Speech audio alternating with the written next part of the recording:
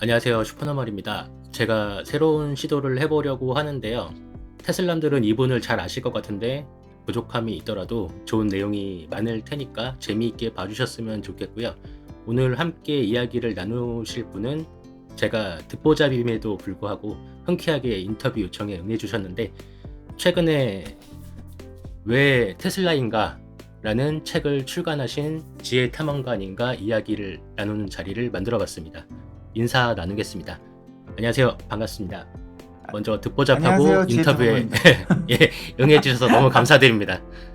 아닙니다. 네, 본인의 너무 듣보잡이 제가 보기엔 듣보잡이 아닌데, 네, 저도 뭐 대단한 사람도 아니고 네, 운이 따라서 책을 낸 거니까, 네, 네, 하여튼 네, 이렇게 만나 뵙게 돼서 반갑습니다. 네. 네. 그럼 이제 시작을 하겠습니다. 먼저 지혜 탐험가님을 모르시는 분들께 간단히 자기소개 부탁드립니다. 네, 뭐, 제 자기소개를 처음부터 끝까지 다 할 필요는 없고, 이제 테슬라에 어떻게 투자하게 됐냐, 그 다음에 이 책을 어떻게 내게 됐냐, 요렇게 그런 거 중심으로 말씀드리면 될 것 같아요.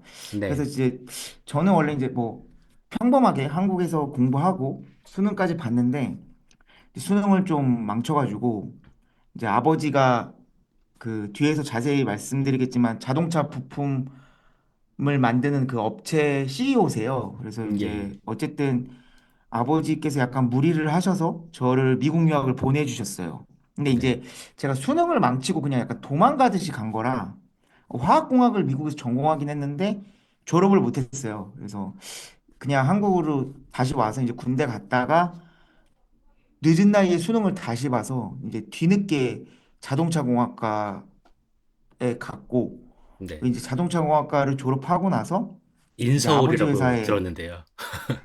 인서울 예, 제가 뭐 예, 예. 대학명은 책에도 밝히지 않았는데 네네, 인서울 네네. 자동차공학과에 이제 입학을 했고 예, 사실 인서울 걱정이 전공과가 되더라고요. 몇 개 그래서, 없어서 예, 그니까 이렇게 표본을 좁히면은 들통이 날 것 같아서 좀 걱정이 아니 근데 되더라고요. 뭐 대학까지 대학에 오픈되는 거는 뭐 상관은 없는데 뭐 어쨌든 네. 제가 뭐 정체가 그렇다고 뭐 엄청 들통나실까봐. 좋은 예. 네, 아, 네. 네네, 뭐 어쨌든 그렇게 이제 졸업을 하고 아버지 회사에 입사를 했는데 이제 처음 1년 정도는 진짜 현장에서 굴렀어요. 속된 말로 네. 기름손 묻어가면서 예, 예. 그렇게 일했고 이제 그 뒤에 이제 아버지가 기술 영업 부서에 배정을 해줬어요. 이제 보통 네네, 저희 같은 회사들은 영업이 그냥 영업이 아니고 기술 영업이라고 말을 하는데 이제 예, 그때가 2018년이었어요. 네, 이제 제가 그쪽 부서에 배정되고 나서 아버지가 자동차 산업의 미래를 분석하고 회사를 성장시켜줄 신규 잠재 고객을 찾아봐라. 요런 이제 업무를 주신 거예요. 이제 좀 네, 업무다운 업무를 처음 주신 거죠. 그래서 그냥 뭐 알겠습니다 하고 그냥 자료를 처음에는 되게 가벼운 마음으로 찾아봤는데 좀 저는 충격을 받은 거예요. 자료 조사를 하면 할수록. 왜냐하면 자동차 산업이 앞으로 엄청나게 많이 바뀌겠구나라는 게 느껴지는 거예요. 이제 영어 자료 이렇게 막 찾아보고 그랬는데 네, 그래서 이제 제가 느낀 거는 크게 두 가지. 앞으로 전기 자동차의 시대가 올 것이다. 그 다음에 자율주행이 실현이 될 것이다. 언제 될지는 모르겠지만. 그래서, 그리고 이제 세 번째가 그 두 가지를 이끌 만한 회사가 테슬라가 될 것이다. 물론 저는 테슬라를 예전부터 알았죠. 당연히 자동차 공학을 전공했으니까. 근데 이제 근데 그 전까지는 이름만 여기서, 알았고, 여기서 궁금한 게 이제 네, 전기차, 2018년에 전기차, 저는 이제 그때는 관심이 없었으니까 아무 생각이 네. 없었을 텐데 딱 그때 공부를 하시니까 그게 눈에 오신 건가요? 예, 그게 어, 왜냐하면 이제 어, 전기 자동차가 친환경적이고 그 다음에 또 전기 자동차가 이제 배터리 같은 것들이 기술이 발전하고 이러면은 결국에는 이제 차량 가격도 경쟁력 그때는 경쟁력이 없었죠. 차량 가격이 예, 경쟁력이 예. 있어질 거고 그다음에 무엇보다 유지비가 엄청나게 저렴하기 때문에 네, 차량 사는 가격만 생각하면 안 되잖아요. 네, 자동차라는 건. 그럼 이 네, 소비자 입장에서 나쁠 게 없다는 거죠. 네, 네, 거기다가 뭐 훨씬 더 조용하고 이런 그 전기 자동차만이 가진 장점들도 있으니까 네, 네, 그래서 이제 그런 거를 조금 뭐 그때 100% 확신했다까지는 아니지만 아, 이렇게 될 것 같다. 그리고 올 것 같다. 그리고 제가 왜 결정적으로 테슬라를 더 생각했냐면 지금도 마찬가지지만 아버지 회사는 현대자동차에 거의 목매달고 있어요. 지금도 매출의 80%가 현대자동차에서 나오거든요. 그, 현대밖에 없으니까 우리나라가 네, 그런 거죠. 네, 없으니까요. 네, 네. 그리고 이제 주요 제품이 뭐냐면 엔진 부품, 그리고 조향장치, 핸들에 들어가는 부품이거든요. 아, 이제 아, 자율주행 시대가 오면 전기자동차 시대랑 이 부품들이 쓸모가 없어져요. 엔진 당연히 아, 없어지고 지금 자율주행도 지금 사이버캡 보시면 아시겠지만 핸들 아예 없잖아요. 네, 그러니까 이거에 대해서 대비를 하지 않으면 아버지 회사가 위험하겠다. 뭐 매출이 줄어드는 수준이 아니라 없어지겠다. 아버지 회사가 변화를 하지 않으면. 이제 그 생각을 들어서 이제 제가 자율주행 시대, 전기자동차 시대가 올 거고 이 조향장치랑 엔진이 줄어들다가 없어질 거다. 부품이. 그러니까 전기자동차 전용 부품을 개발하고 테슬라를 잠재 고객으로 확보해야 된다라고 이제 보고서를 냈어요. 한 몇 달, 한두 네. 달 정도 제가 지나서. 근데 이제 회사에서 아버지를 비롯해서 이제 임원들은 그거를 거절했죠. 제 보고서를 채택하지 않았고 되게 회의적이었어요. 야, 뭐 어떻게 자율주행 보면 그거, 당연할 수도 있는 거죠. 그 당시에는. 예, 예, 예. 야, 그거 사람 죽으면 그거 어떻게 책임지려고? 어? 그걸 누가 자율주행에게 그 자율주행 기술에게 운전을 맡기냐? 그다음에 야, 전기자동차 시대 그렇게 빨리 안 와. 어. 그리고 테슬라가 그 당시에 2017년까지의 자료만 있었으니까 2017년에 테슬라 10만 대 조금 넘게 팔았거든요. 근데 네, 네, 그때 현대자동차도 700만 대 넘게 팔았어요. 지금도 700만 대 넘게 팔지만. 네. 그러니까 돈이 안 된다는 거예요. 규모의 경제가 안 되니까. 뭐 그때는 그래서 그냥 그렇게밖에 생각을 할 수 없었겠죠. 그죠? 맞아요. 그렇죠.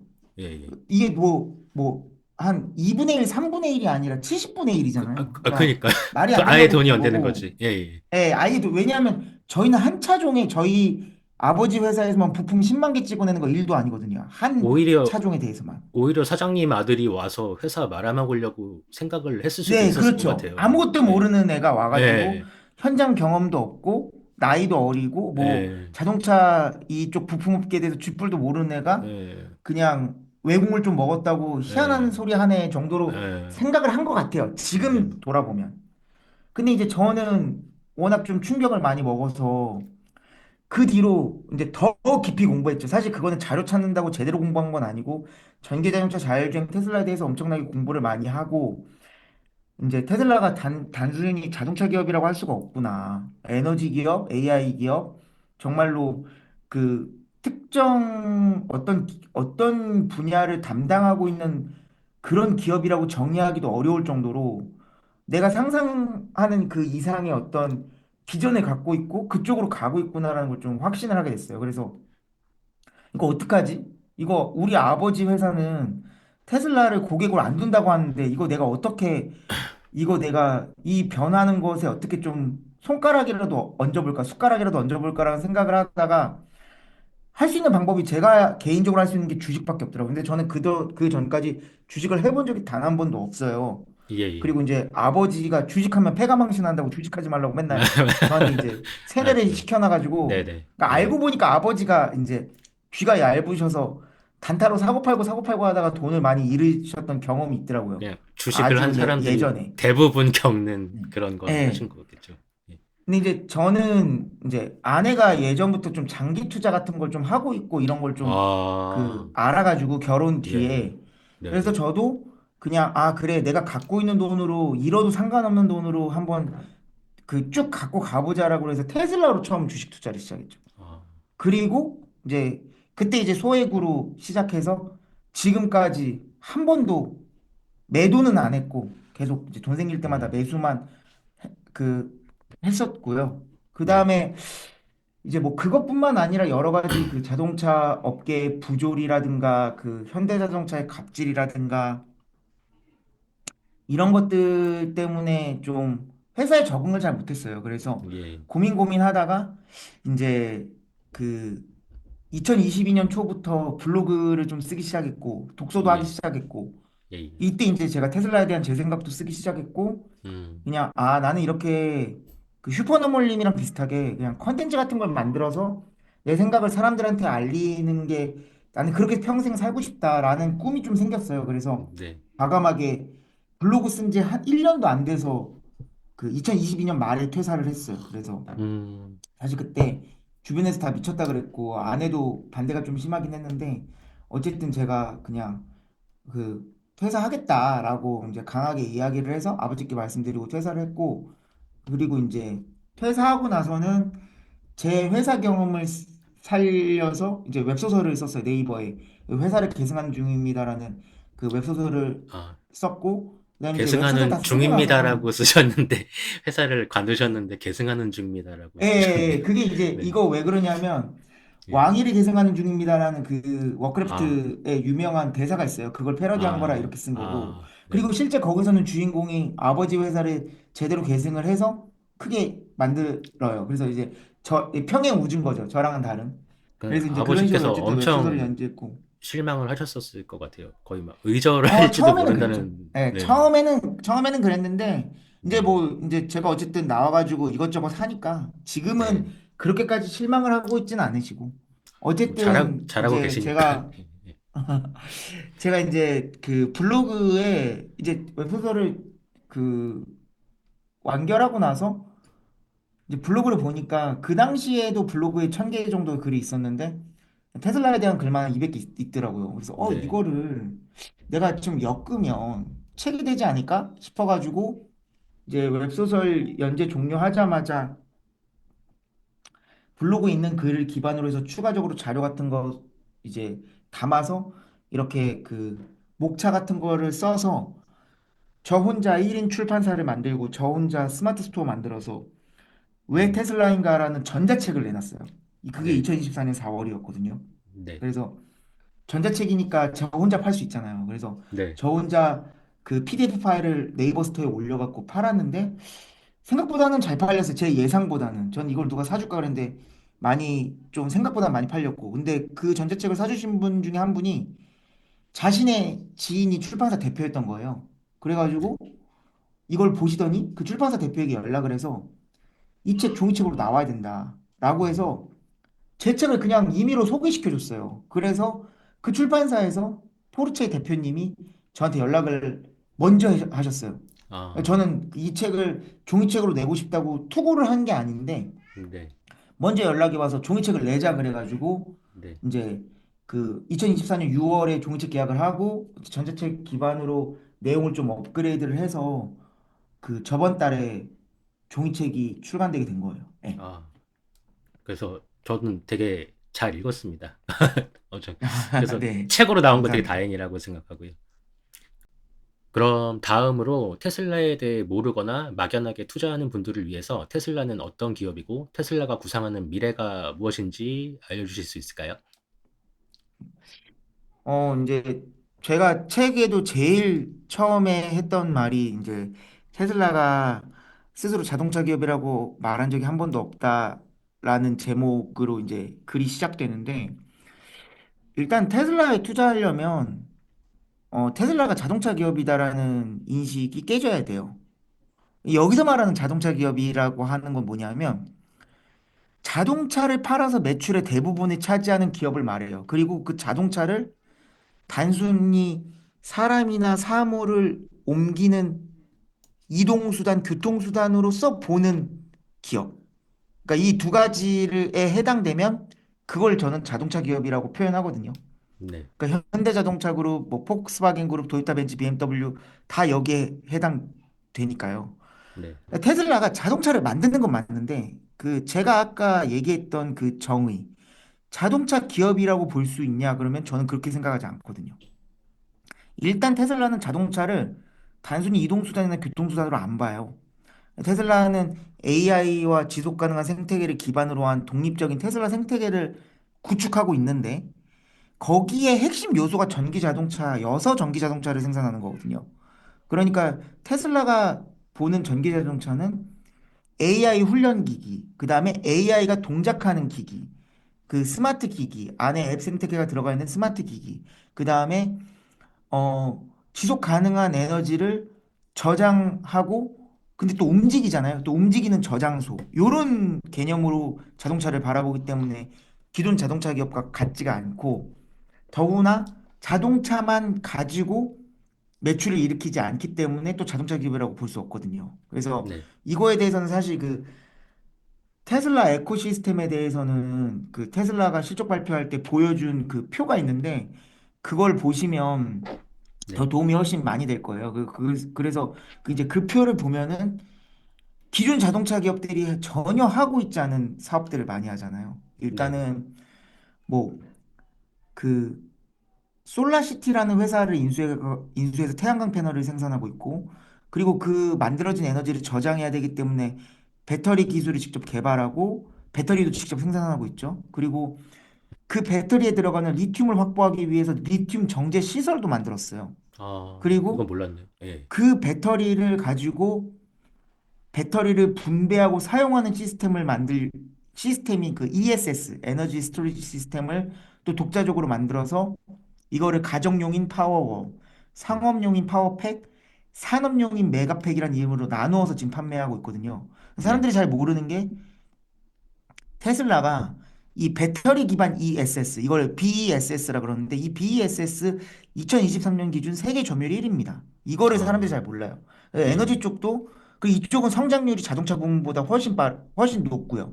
그래서 이쪽에서도 테슬라가 상당히 지금 돈을 많이 벌고 있고 그 여기서 이제 또 AI 기술이 들어가는 게 이 ESS를 여러 집이나 여러 건물에서 깔아두면 이 지속 가능한 에너지의 문제점이 뭐냐면 에너지를 원하는 시간에 원하는 양만큼 만들기가 어려워요. 태양광 같은 경우에 예를 들면 날씨가 안 좋거나 비가 오거나 구름 껴 있으면 밤에나 이런 때는 에너지 생산을 못 하잖아요. 그렇죠. 그러면 이제 소비랑 생산에 그, 그 밸런스가 맞지가 않는 현상이 발생하죠. 그러면 이게 딱 맞아야 된다고 그걸 제가 잘 모르는데, 예.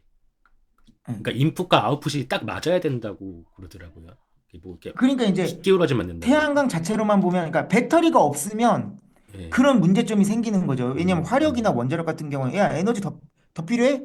야 연료 더 때려 넣어서 더 에너지를 만들어 이게 되거든요. 실시간으로 아, 예, 이게 예. 되는데 예, 예. 지속 가능한 에너지는 그게 안 된다는 거죠. 풍력이든 음, 태양광이든 뭐 지열이든 그래서 배터리가 중요해요. 이 지속 가능한 네. 에너지의 생태계에서는. 음, 그래서 생산이 많을 때 저장해 놨다가 소비가 많을 때 써야 되거든요. 네. 그러니까 이 ESS가 여러 ESS가 구축돼 있으면 나 지금 에너지 되게 많고 나 당분간 쓸 일이 없는데 그럼 나 이 에너지 팔고 싶어. 혹은 나 지금 에너지가 진짜 많이 필요하고 이 ESS에 저장된 용량 이상으로 나는 에너지가 지금 순간적으로 필요해. 그러면 다른 데서 에너지를 사고 싶어. 이런 수요와 공급의 니즈가 발생을 한단 말이에요. 그럼 네. 이걸 도와주는 게 오토 비더거든요. 말 그대로 어, 자동으로 입찰을 한다는 뜻이에요. 비더가 입찰한다는 뜻이니까. 예, 그러니까 예. 전력을 자동으로 입찰을 해서 실시간으로 사고 파는 걸 AI 기반으로 하는 거예요. 그래서 음, 내가 그 이 오토 비더가 이 사람의 전력 사용 패턴을 분석해서 적절한 가격에 전력을 샀다 팔았다를 자동으로 실시간으로 해주는 거거든요. 네. 여기서 이제 AI 기술이 들어가는 거고, 음, 그다음에 이 개념을 확장하면 수십 개, 수백 개, 수천 개, 수만 개 ESS를 가상으로 묶어버리면 이게 발전소가 되는 거예요. 이걸 네. VPP라고 그러거든요. Virtual 아, Power Plant. 그래서 네. 테슬라가 실제로 그 캘리포니아에서 지금 운영하고 있습니다. 이 VPP를. 그러니까 네, 네. 테슬라는 발전소를 갖고 있는 회사예요. 이게 아, 발전소라는 실질적인 건물이 없을 뿐 발전소가 하는 일과 똑같거든요. 어, 그 전력을 모아서 필요한 곳에 전력을 공급하니까. 네네. 그래서 발전소를 운영하는 회사라고 할 수 있고 여기서도 마찬가지로 ICT 기술, AI 기술이 중요한데 테슬라가 여기에 적극적으로 AI 기술을 현재 이미 활용하고 있고 아까도 말씀드렸지만 전기 자동차가 왜 테슬라에게 중요하냐? 그 움직이는 에너지 저장소이면서 AI 훈련을 할 때도 데이터를 수집할 수 있는 데이터 수집기가 되고 그 훈련된 AI를 사용할 수 있는 AI 기기가 되잖아요. AI 스마트 음, 기기로도 전기 자동차를 사용할 수 있잖아요. 그러니까 네. 테슬라가 전기 자동차만 생산하는 이유도 여기 있는 거거든요. 이게 엔진 기반이면 하이브리드든 뭐든 엔진은 정밀하게 제어하기가 어려워요. 이게 네. 폭발 에너지를 이용하는 거라. 근데 전기 자동차는 전기 에너지니까 아주 미세하게 정말 그, 그 반도체 전력 제어하는 거는 초정밀로 제어할 수 있잖아요. 그러니까 그러니까 그런 것들을 위해서 전기 자동차로만 테슬라는 차를 생산하는 거거든요. 네. 그래서 이제 그런 부분에 있어서도 그 테슬라가 사업을 진행하고 있고, 그리고 이제 또 그 자율주행 기술 아까도 말씀드렸지만 개발하고 있고요. 그 다음에 그 지금 현재 이제 무인 로보택시도 곧 나오고, 그 다음에 이런 사업들을 위해서 또 슈퍼컴퓨터 클러스터를 구축하고 있잖아요. 이제 네. 자체적인 칩을 개발해서 만드는 도조, 그 다음에 그 엔비디아 칩을 이용해서 만든 그 코르텍스도 지금 그 슈퍼컴퓨터 클러스터 시스템이 그런 식으로 구성돼 있는데, 이제 네. 이거를 이용해서 단순히 자율주행 기술뿐만 아니라 향후 휴머노이드 로봇인 옵티머스에 들어가는 AI 기술까지 지금 같이 개발을 하고 있거든요. 그러니까 이제 네. 이런 거를 보면 테슬라가 어떤 기업이냐라고 물어봤을 때 딱 뭐라고 하나로 정의하기가 어려워요. 예. 이런 회사는 테슬라밖에 없거든요. 전 네. 세계에. 이런 아, 사업들을 다양하게 하고, 단순히 다양하게 하는 것뿐만 아니라 이걸 하나의 생태계로 엮었잖아요. 네. 이런 식으로 독자적인 생태계를 구축하는 회사는 현재로서는 테슬라밖에 없거든요. 아, 그래서 이런 관점에서 테슬라를 보고 그 접근을 해야 네. 그 앞으로의 테슬라가 어떻게 발전할 것이고, 뭐 앞으로 시가총액이 얼마나 커질 건지에 대해서 말을 할 수 있어요. 왜냐면 아, 자동차 기업으로만 보면 그 시가총액이 너무너무 비싸니까 현재도. 네네. 그래서 이제 이 관점에서부터 조금 기존의 인식을 깨셔야 된다라고 꼭 말씀드리고 싶습니다. 네. 네. 알겠습니다. 그럼 다음 질문으로요. 책에서 보면 전기 자동차 전용 플랫폼에서 만든 자동차가 아니면 이동 수단으로서도 가치가 떨어진다는 내용이 있던데 어떤 이야기인지 설명 부탁드립니다.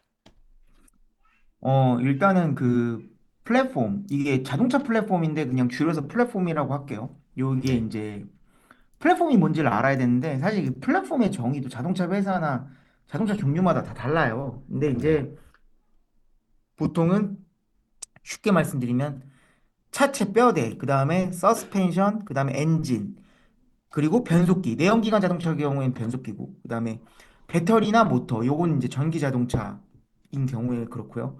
이런 것들이 포함된 차량의 핵심 구조물을 플랫폼이라고 해요. 네. 그래서 이론적으로는요, 플랫폼만 덩그러니 있어도 차량이 움직일 수 있습니다. 그래서 네. 사실 이제 뭐 우리가 눈으로 보는 무슨 운전대, 뭐 내비게이션, 뭐 시트 이런 거는 이제 플랫폼에 들어가진 않고, 사실 플랫폼만 있어도 차는 굴러는 가요. 그 차량이 움직이는데 필요한 핵심 부품은 다 들어가 있기 때문에 이제 당연히 이렇게 이제 그 제가 설명을 하면 아시겠지만 플랫폼 하나 만드는데 돈이 엄청나게 들어가요. 그래서 네. 요즘에는 이제 그 플랫폼의 유연성을 좀 최대한 살려가지고 하나의 플랫폼으로 다양한 차량을 생산하려고 노력을 많이 하거든요. 네. 아니면 이제 규모가 너무 작다. 그러면은 이제 그 큰 회사의 플랫폼을 이제 빌려다가 써요. 그 설계를 라이센스를 받아가지고 요게 네. 이제 대표적인 예가 옛날 그 쌍용 자동차 체어맨. 그게 이제 아, 구형 E클래스 플랫폼을 갖다 쓴 거거든요. 그리고 네네. 이제 그거는 엔진까지 갖다 썼고, 그래서 이제 벤츠 엔진, 벤츠의 기술력이 들어갔다 이렇게 광고를 때린 건데, 이제 그 네. 플랫폼을 그렇게 사오는 경우도 있고요. 네. 그래서 이제 플랫폼 하나 만드는데 돈이 많이 들어가니까 이 기존 자동차 기업들이 이제 전기차를 처음 만들 때 어떻게 했냐면 전기 자동차 전용 플랫폼을 안 만들고 내연기관 자동차 플랫폼을 그냥 거의 변형 없이 가져다 썼어요. 그러니까 네. 거기다가 엔진이랑 변속기를 내리고 배터리랑 모터를 억지로 쑤셔 넣었단 말이에요. 속된 말로. 네. 근데 이제 근데 그럴 수밖에 없었죠. 왜냐하면 섣불리 전기 자동차 전용 플랫폼 돈 들여서 만들었다가 전기 자동차 안 팔리면은 엄청나게 손해를 많이 보기 때문에. 근데 네. 이제 이러면 이제 뭐가 문제가 되냐면 일단은 배터리 같은 경우에 전기 자동차가 내연기관 자동차보다 무겁잖아요. 네. 네. 그러니까 배터리가 그 무거운 이유가 배터리 때문인데 이 무거운 게 넓고 낮게 깔려야 무게 중심이 밑으로 내려가면서 차량에 안정감이 생기거든요. 아, 그래서 그래서 배터리를 최대한 넓고 낮게 깔아야 돼요. 예, 예. 그리고 배터리의 용량이 결국엔 지금 전기 자동차에서 제일 중요하잖아요. 왜냐하면 네네네. 주행 거리 때문에. 네. 그런데 내연기관 플랫폼은 배터리를 깔 자리를 안 만들어 놨잖아요. 네. 밑에다가. 네. 자리가 없어요. 그러니까 네. 배터리 용량도 많이 못 넣고, 그 다음에 배터리 위치가 높아질 수밖에 없어요. 그러니까 주행 네. 성능이 떨어지죠. 그러니까 음. 자동차로서 기본적인 안정감이 떨어지는 거죠. 네. 그리고 이제 또 하나가 뭐냐 하면 전기 자동차 같은 경우에는 엔진이 안 들어가니까 전기 자동차 보통 보시면 엔진 들어가는 자리에 프렁크가 있어요. 그 프론트랑 트렁크의 합성어인데 그래서 네네네. 앞쪽에도 이제 짐을 넣을 수 있는 공간이 있잖아요. 네. 이제 몇몇 차들은 분명히 전기 자동차인데 프렁크가 아예 없거나 프렁크가 굉장히 좁아요. 이게 왜 네. 그러냐 하면 내연기관 자동차 플랫폼으로 전기 자동차를 만들면 거기에 엔진을 없애더라도 그 엔진과 차체를 연결하는 마운트가 그대로 남아 있습니다. 그 네. 튀어나온 자리들이 그대로 남아 있다 보니까 아. 거기다가 넓은 프렁크를 못 만드는 거예요. 네네. 그 차체의 그 본질적인 한계 때문에. 네. 그러다 보니까 이제 거기를 프렁크를 조그맣게 만들거나 아니면 프렁크를 도저히 만들 공간이 안 나오면 그냥 그 거기다가 모터를 붙여버리거든요. 그 프렁크 아예 안 만들고. 네. 그러니까 기본적으로 공간 활용이 완벽하지가 않은 거죠. 그죠. 반면에 이제 테슬라는 처음부터 전기차만 만들었으니까 앞에 아무것도 없이 넉넉하게 엄청 그 프렁크 용량이 크거든요. 네네. 그래서 프렁크 용량이 상당히 크다는 점. 그리고 뭐 이거는 그냥 사실 그냥 편의 사양이잖아요. 네네. 근데 이게 그 엔진 마운트가 있고 없고가 또 뭐에 영향을 미치냐면 자동차 공기 저항에도 영향을 미칩니다. 왜냐하면 아. 내연기관 플랫폼은 기본적으로 엔진이 들어가야 되니까 그 네. 보닛이라 그러잖아요. 저희가 네네네. 본네트. 그 네네. 높이가 높아요. 왜냐면 엔진보다는 본인 높이가 높아야지 뚜껑을 덮을 수 있으니까. 아. 그러면 당연히 공기 저항에서 불리하겠죠. 네네. 그러니까 내연기관 플랫폼으로 만든 전기 자동차 역시 본인 높이를 임의로 낮출 수가 없습니다. 음. 그러니까 여전히 공기 저항에 불리해요. 반면에 네. 전기 자동차 전용 플랫폼은 엔진이 앞에 없잖아요. 네. 그러니까 본인 높이를 엄청나게 낮출 수 있는 거예요. 그래서 테슬라 차량들 보면은 엔진이 절대 들어갈 수 없을 정도로 본인 높이가 보닛이 낮아요. 음. 이거를 뭘 볼 수 있냐 하면 페라리 같이 엔진이 뒤쪽에 있는 아. 차들 보면 앞이 아. 엄청 낮잖아요.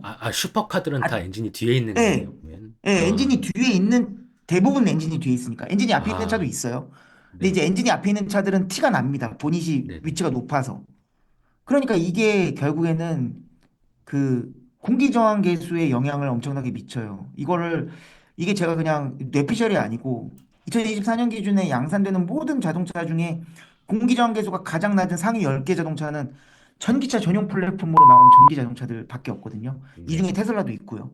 예예. 그래서 이런 면에 있어서 당연히 공기 저항 계수가 높으면 주행 거리에서 손해를 보겠죠. 네. 같은 배터리 용량이라고 하더라도. 네네. 근데 이게 꽤 커요. 이 차이가. 무시 못할 정도로 큽니다. 몇십 킬로 차이가 뭐 5%, 음. 10% 차이 나니까 심한 아. 경우에는. 그러니까 이것도 이제 무시를 못하는 거고. 거기다 아까 제가 말씀드렸듯이 배터리 때문에 전기 자동차는 내연기관 자동차보다 몇백 킬로가 무거워요. 동급에서. 네. 그러면 내연기관 자동차 차체를 그대로 갖다 쓰면 난리가 납니다. 못 버텨요. 배터리 무게를. 그러니까 이제 아. 내연기관 플랫폼을 사용하면 어떻게 해야 되냐면 막 철판에 덕지덕지 갖다가 붙입니다. 네. 강성을 올리려고. 예예. 그러니까 이제 이게 그 생산성도 굉장히 떨어지고요. 그 다음에 쓰잘데기 없이 차량 무게가 더 증가해요. 이게 음. 처음 설계할 때부터 전기 자동차 배터리를 염두에 두고 차체를 설계한 게 아니라 네. 기존 차체에다가 덕지덕지 붙이는 거기 때문에 안 그래도 무거운데 더 네. 무거워지거든요.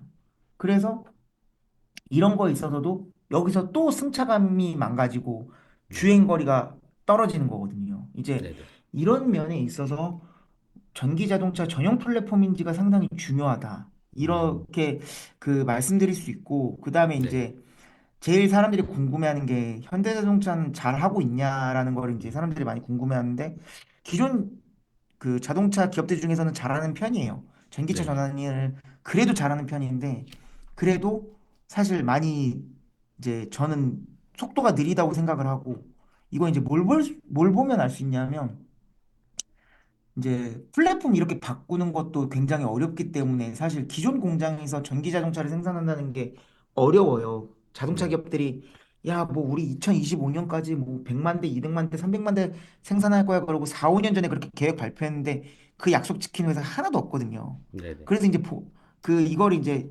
기존 자동차 공장, 기존 자동차 그 생산 인력 갖고는 전기자동차 제대로 못 만든다는 걸 깨달아가지고 현대자동차도 전기자동차 전용 공장을 지금 짓고 있거든요. 네네. 근데 이게 2026년에 완공이 되고 제네시스 GV90이라고 이제 G90보다도 더 비싼 차량이 처음으로 생산될 거예요. 네. 이제 이게 그 전기자동차 전용 플랫폼인 이 GMP의 그 다음 세대 플랫폼인 EM 플랫폼을 쓴다고 하는데 이것도 속도가 굉장히 너무 늦죠. 그리고 네. 가격이 너무 비싸니까 많이 팔리지도 않을 거고. 네네. 그리고 전기자동차 전용 공장의 목표 생산량이 연간 20만 대예요. 근데 네네. 2026년에 완공하니까 이 연간 20만 대를 2026년에 달성하기는 힘들고 빨라야 2027년, 2028년이야 달성할 수 있을 거거든요. 예. 이 공장이라는 게 생산되자마자 바로 풀로 돌아가는 게 아니기 때문에 네. 이게 설령 이 목표를 달성한다 그래도 너무 적다는 거죠. 네. 왜냐? 테슬라는 이미 그 엄청 많이 2024년 생산하고 기준으로 있으니까. 예, 네. 250만 대 이상 생산할 수 있는 능력을 가지고 음. 있고요. 네. 170, 180만 대 정도 생산을 이미 했잖아요. 네. 예. 그리고 단일 공장으로만 봐도 기가 상하이가 2023년에 94만 대 정도 생산했거든요. 네. 그러니까 너무 차이가 나는 거죠. 네네. 지금 현대자동차가 전기자동차 전용 공장에서 20만 대를 생산해도 차이가 간격이 많이 벌어지는 건데 이거 지금 목표거든요, 목표. 근데 이런 현대자동차가 기존 자동차 기업들 중에서는 그 빠른 잘하고 편이니까 있다. 전기차 아. 전환이. 네네. 그러니까 이게 문제라는 거예요. 예, 아. 그러니까 너무 차이가 지금 많이 나고 있다라는 네. 게 그러니까 다른 기업들보다 잘하는 건 맞는데 네네. 저희가 이제 그 자꾸 뒤에 그 공부 못하는 친구들이랑 자기를 비교해가지고 내가 공부 좀 잘한다라고 하면 안 아. 되잖아요. 네네네네. 글로벌 경쟁인데 네네. 최상위권이랑 자기를 비교해야 되는데 사실 거기서는 아직 많이 멀었다. 예, 음. 그리고 앞으로 속도도 그렇게 오히려 벌어지면 더 벌어지지 따라잡기는 쉽지 않다. 예, 네. 저는 그렇게 보고 있습니다. 그러니까 이게 이동 수단으로서도 가치가 떨어진다는 게 쉽게 승차감, 이해를 하면은 주행거리. 예, 예, 이제 그 우리가 이렇게 봤을 때 내연차랑 전기차 똑같은 모양인데 둘 다 있는 모델들은 아무래도 효율이 떨어질 수 있다 정도로 생각을 네. 하면 되겠죠. 실제로 주행거리도 짧고요. 승차감도 네네. 떨어져요. 네네. 예, 알겠습니다. 대부분. 네네. 네네. 저와 여러분이 내가 원할 때 좋아하는 것을 사랑하는 사람과 함께 하고 싶은 만큼 오랫동안 할 수 있게 되기를 응원하겠습니다. 건강하고 행복하게 또 만나요.